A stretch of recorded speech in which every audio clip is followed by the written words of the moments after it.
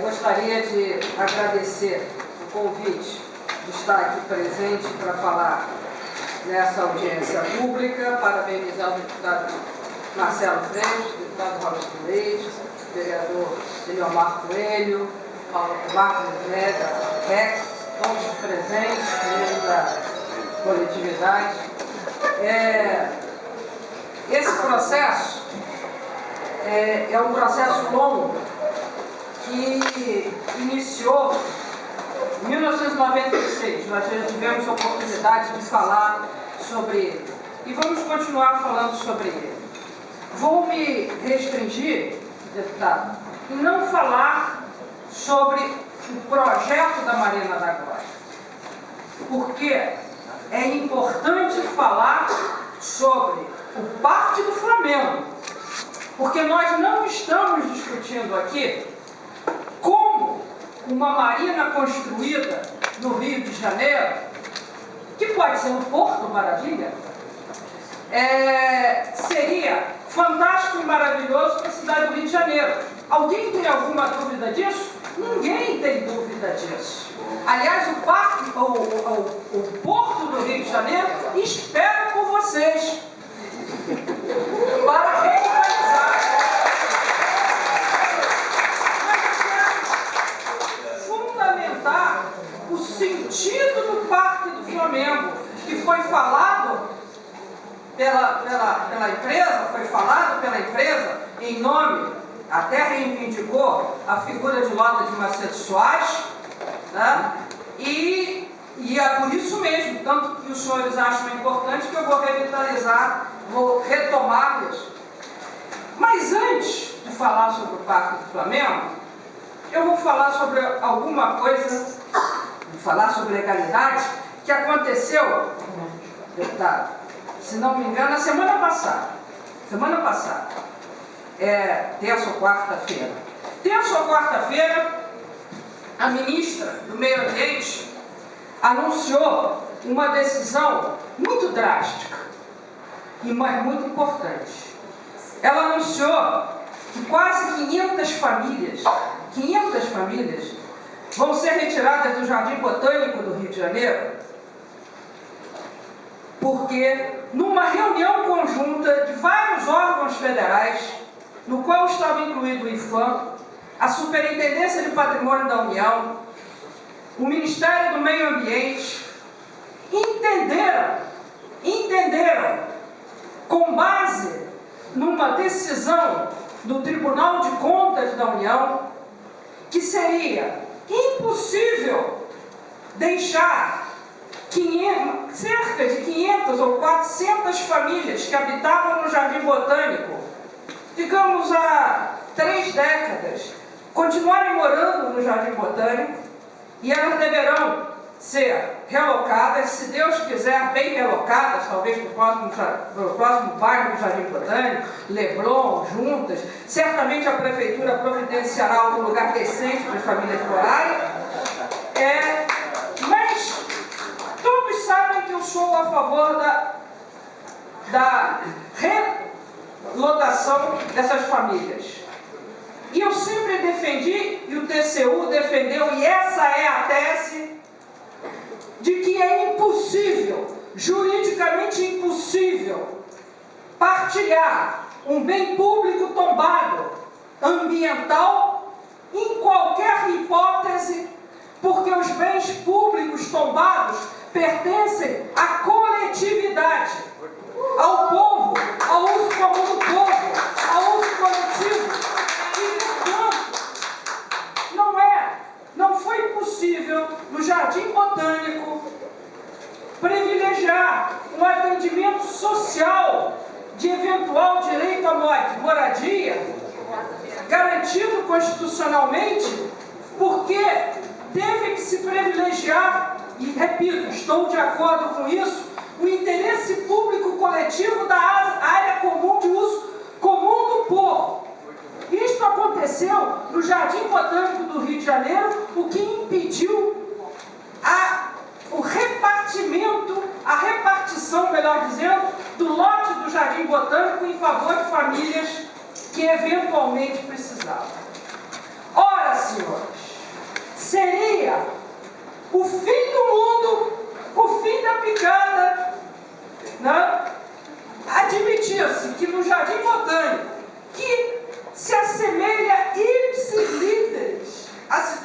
Parque do Flamengo é uma unidade de conservação permanente, é um bem público de uso comum do povo, é uma área tombada e, portanto, de acordo com o Decreto-Lei 25, é uma área indivisível.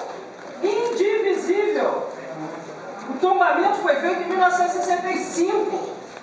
É indivisível, juridicamente indivisível. Tá?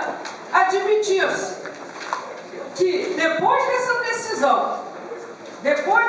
decisão, havida em relação ao Jardim Botânico, por decisão de cumprimento de um acordo do Tribunal de Contas da União, nós estaremos aqui supor que no Parque do Flamengo, uma área de 1 milhão de metros quadrados de bem público, de uso comum do povo, seja possível destacar 10% da área, 10 mil metros quadrados, 1 hectare de terra, na área mais privilegiada, para se supor que tenha havido, por parte da Prefeitura do Rio de Janeiro, e eu vou seguir em relação a isso, uma possibilidade de que ela tenha cedido, como se fora um lote comercial, dessa área de 10 mil metros quadrados. Por quê? E não foi assim, mesmo que a Prefeitura tivesse feito a loucura em 1996, ainda de supor que ela poderia achar que tivesse um lote no Parque do Flamengo, chamado concessão da área da Marina da Glória, tá? E que teria, com o recebimento desse lote, ter podido fazer um contrato administrativo de cessão a um terceiro, na época IBTE, ainda que isso fosse verdade, supor, o que não é, seria juridicamente impossível, porque ela não poderia dividir um lote tombado. Tanto que não é possível que o TCU acaba de dizer isso em relação ao Jardim Botânico do Rio de Janeiro, em relação a um evento, numa disputa de direito de moradia constitucional para eventuais famílias que estão lá. Ora, se não é possível para o Jardim Botânico em relação ao direito de moradia, muito menos em relação ao Parque do Flamengo, que tem juridicamente a mesmíssima situação para eventual projeto de embelezamento, de promoção de desenvolvimento econômico em favor de uma empresa muito bem situada, que pode fazer esse empreendimento, mesmo explorar esse empreendimento às suas custas em outro lugar. Porque o Parque do Flamengo, ele é juridicamente indivisível. Ele é um parque público indivisível desde 1965, quando foi tombado, e é uma área de unidade de conservação pública. O que houve? Lota de Macedo Soares, me perdoe, jamais, em tempo algum, ao falar que o Parque do Flamengo é um parque para recreação e para social e educativo, jamais, inclusive nas suas próprias declarações, se for o caso, eu plugo para mostrar as figuras aqui, jamais pensou em botar qualquer atividade comercial no Parque do Flamengo. Qualquer atividade comercial do Parque do Flamengo. E, portanto, gostaria de fazer algumas observações que a empresa sempre fala: o que a gente quer, nós vamos forçar. Aliás, falou uma frase que me surpreendeu, que não é só paisagem. Lota disse, é só paisagem. É só paisagem. E quem quer, desculpe, não é a Rex. O parque é público. Os senhores, desculpe, não podem. O que vocês querem para o Parque do Flamengo? É o que nós queremos para o Parque do Flamengo.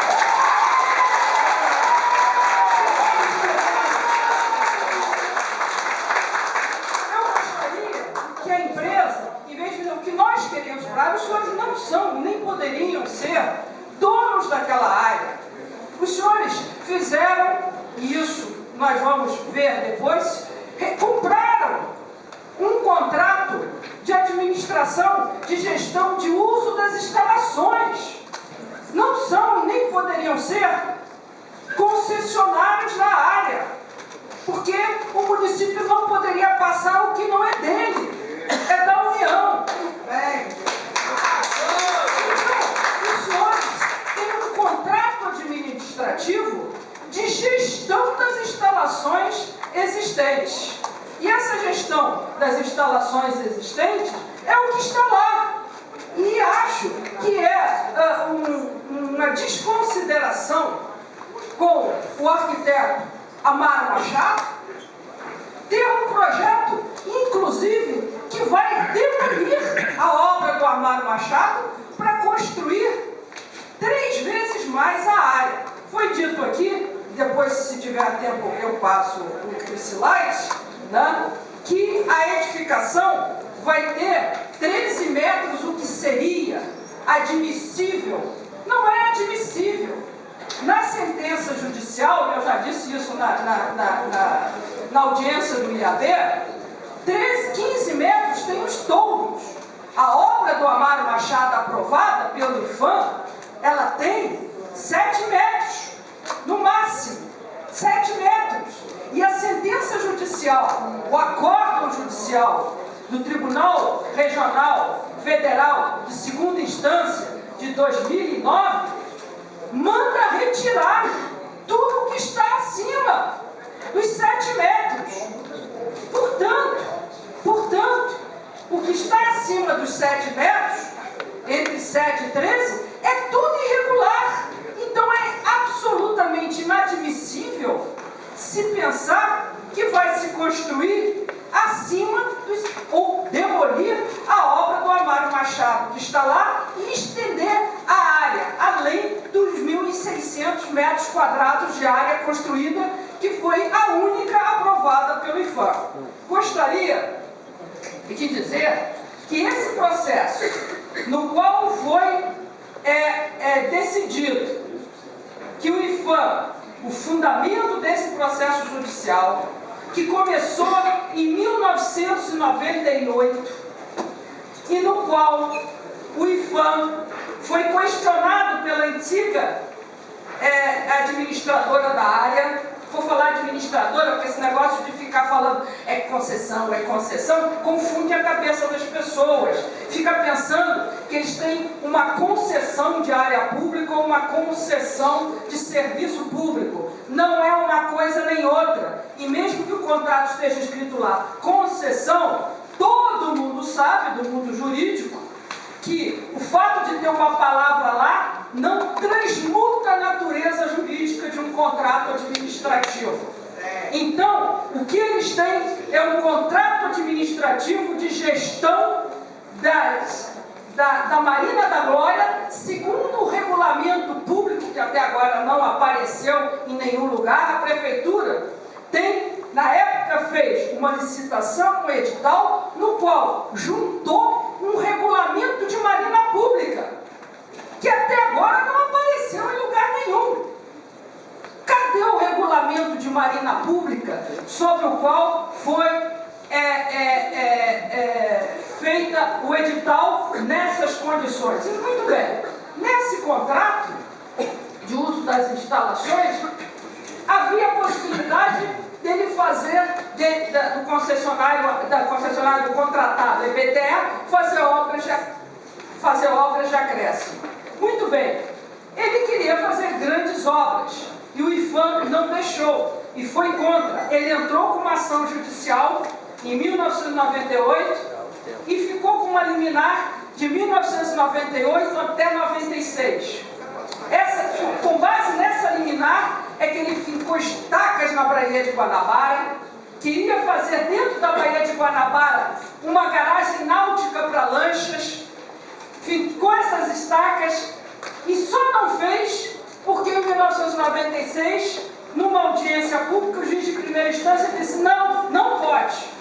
Foi com base nessa liminar que ele botou aqueles toldos lá e nunca mais retirou. E gostaria, senhor presidente, se fosse possível também, dar 5 minutos para ouvir Alexandre Gelesco, para dizer das dificuldades de acesso ao mar que a Associação de Remo tem feito em relação à área da Baía de Guanabara, em relação à vedação de acesso ao mar que a contratada tem feito em relação ao acesso da Baía de Guanabara. Né? Muito bem, só para terminar, em 2009, depois de 500 idas e vindas, dizendo que não ia ter PAN, tudo ia ser impossível. Isso que está acontecendo em relação aos bens públicos de modo geral, de que se não liberar tudo dos bens públicos, não vai ter Copa, não vai ter Olimpíada, argumento de terror, chantagem emocional, chantagem política em relação às pessoas.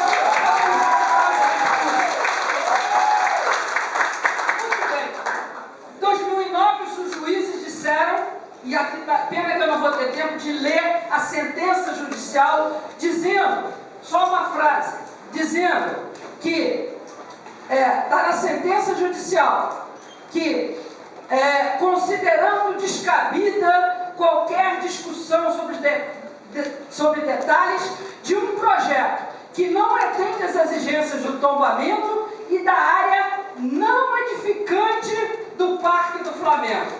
Ou seja, tudo o que não for expressamente previsto no seu conteúdo e na sua extensão do projeto de Afonso Ritt, segundo o IPHAN e essa sentença judicial de 2009, segunda instância, é não edificante. Não edificante.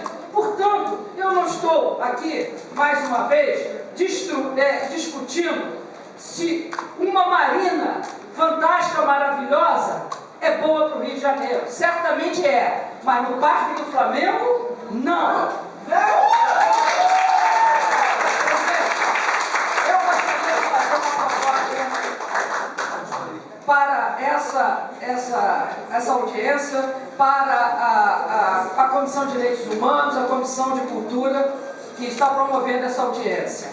Nós, tendo em vista esse acórdão judicial e o fato de esse processo judicial ter sido objeto de recurso para o Superior Tribunal de Justiça, esse processo judicial que mandou executar a sentença, ter sido objeto de apelação, estava indo para Brasília, num caminhão dos Correios, e o caminhão foi roubado e o processo sumiu, está em restituição, está sendo restituído. Eu proponho que nenhum projeto seja aprovado enquanto não se reconstituir o processo judicial, resolver transitar em julgado esse processo judicial, para que se cumpra a sentença e depois se veja o que é possível se aprovar para a área. E que se oficie a Secretaria de Patrimônio da União, através da Assembleia Legislativa e da Câmara de Vereadores, né, que ela não defira qualquer parcelamento ou cessão da área do Parque do Flamengo, até por conta do precedente do Jardim Botânico, até a reconstituição desse processo judicial e o trânsito em julgado desse processo judicial, para evitar que a Secretaria de Patrimônio da União não faça qualquer sessão precipitada antes do trânsito em julgado desses processos judiciais da Justiça Federal. Muito obrigado.